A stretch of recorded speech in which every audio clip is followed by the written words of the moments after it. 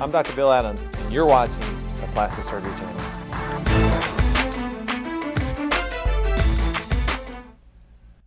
Hi, I'm Dr. Bill Adams, Chief Medical Officer of the Plastic Surgery Channel, and welcome to PSC Hot Bites, our newest program where the channel's experts cut to the chase, providing real answers to the questions that you want to know about plastic surgery procedures, topics, or technology. We want to help dispel the myths and marketing spin that often plagues patients and help you get the real story from our credible team.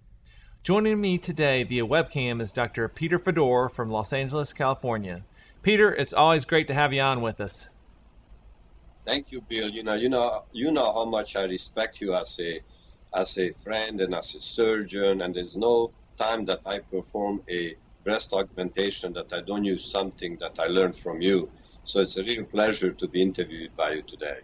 So the last thing I wanted to touch base with you on is we've been reading your newspaper, the Los Angeles Times, who recently published a story on finding a reputable plastic surgeon. And in that story, they say there's more to finding a reputable plastic surgeon than simply looking at advertisements or going through the business listings. What thoughts do you have on that subject? Well, quite a few actually, and it makes a lot of sense. I was delighted to see this article because unfortunately, more times people with less training are very masterful and more masterful at promotion and advertising in the print and in the electronic media than plastic surgeons who spend their time with getting appropriate training and continue improving upon their skills and don't have as much time to devote to marketing and advertising. But the article makes some very good suggestions as to what kind of criteria a prospective patient can use in selecting a plastic surgeon. They may mention the fact that board certification is important. Indeed, it is, but it's important to be board certified by the plastic surgeon they're selecting, to be board certified by a bona fide board, a board that is recognized by the American Board of Medical Specialties, as opposed to some self-created bogus boards.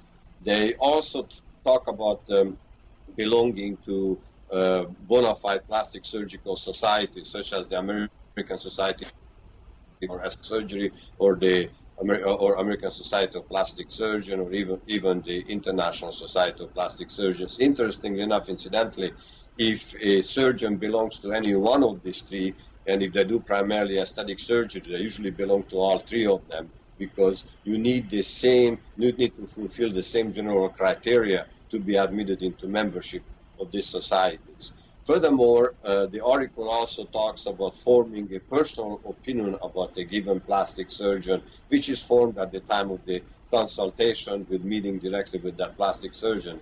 And indeed, that is also very important.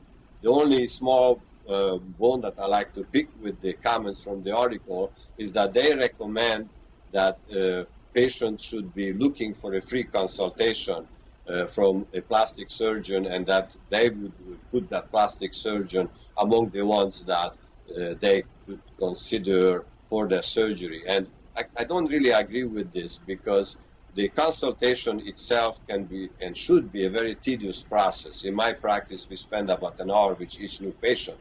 So if the word gets around that we do consultations at no charge, we really would not have time to do anything else, to do surgery and to take appropriate care of our patients after surgery. Our consultation, for example, which is, I think, typical of most well-trained and very respected plastic surgeons, is about $200, and that fee is deducted from the surgical fee in our practice if a patient proceeds to schedule surgery. So it's obviously it's not a fee that will make a living for a surgeon, but I think he's much better off charging a smaller amount so to screen the patients and see only the patients who are pretty serious about their endeavor into plastic surgery, and then be able to give enough time to those patients to carry out a proper consultation.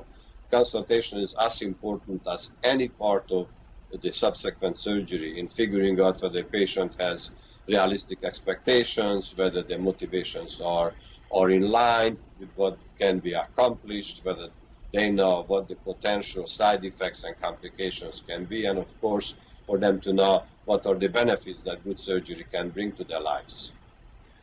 Well, I know our viewers will really appreciate that information. And Peter, always a pleasure having you with us, and thank you for taking time out of your day to spend it with us. Thank you so much, and have a wonderful day.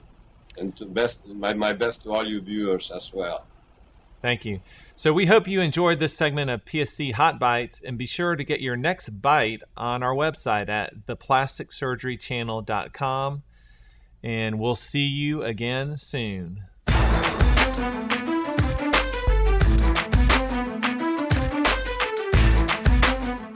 I'm Dr. Bill Adams, and you're watching the Plastic Surgery Channel.